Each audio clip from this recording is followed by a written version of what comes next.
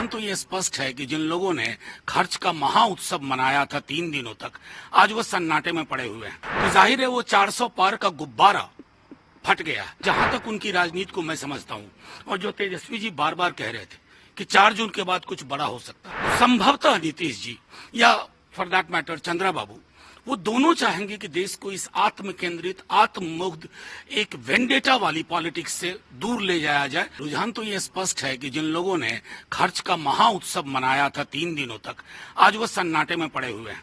कुल बीजेपी की अपनी सीट 230-32 पे जा रही है, बहुमत से अभी भी दूर है। और अगर मैं चंद्रबाबू नायडू की पार्टी टीडीपी को और यहाँ जेडीयू को थोड़ा विलग कर दूं तो मेजोरिटी भी नहीं है।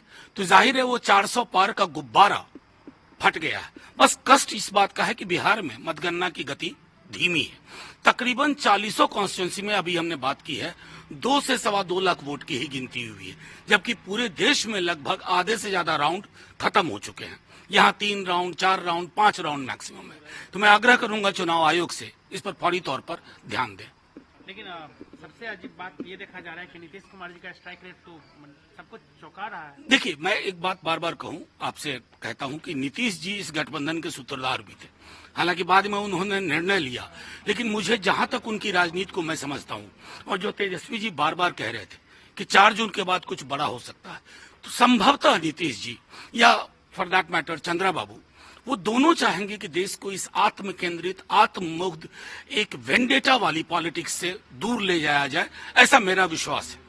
आप लोग उम्मीद करते हैं कि नीतीश जी, और आप लोग कोशिश करेंगे कि नीतीश जी को आप बताएं कि भाई इधर आना है, आप इसके सूत्रधार रहे हैं? देखिए, मैंने जो कहना था मैंने कह दिया। नीतीश जी के साथ हम विरोध में भी रहे, लड़े भी, साथ में काम भी किया, लेकिन इतना हम जानते हैं उनकी राजनीति फासिस्ट ताकतों के खिलाफ रही है। उन्हें आत्ममुग्धता पसंद नहीं आई, तानाशाही कभी किसी की पसंद नहीं आई।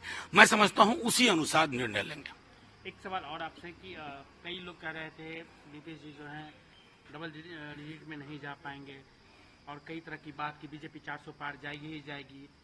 देखिए, नीतीश जी डबल डिजिट में नहीं जाएंगे, अगर ऐसा नहीं था कभी भी। नहीं तो जिस तरह से बीजेपी ने उनको घेर करके उनको अपने साथ लाया, तो उसी समय हमें लग गया था कि हताशा बीजेपी के अंदर काफी है।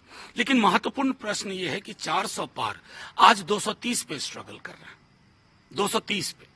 ये अपने आप में संदेश है कि लोकतंत्र में आपकी आत्ममुग्धता, आपका अहंकार इतना न चला जाए ना कि आप वोटर को तुच्छ समझने लगे।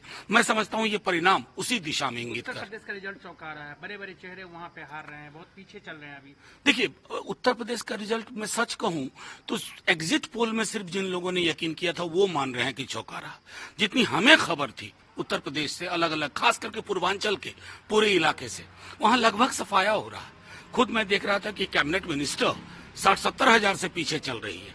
तो ये एक संदेश है जो मैं बार बार दोहराऊंगा कि लोकतंत्र में किसी भी व्यक्ति का अहंकार भारी पड़ता है। और अभी तो देखिए नीतीश जी और चंद्रा बाबू जी क्या फैसला करते हैं।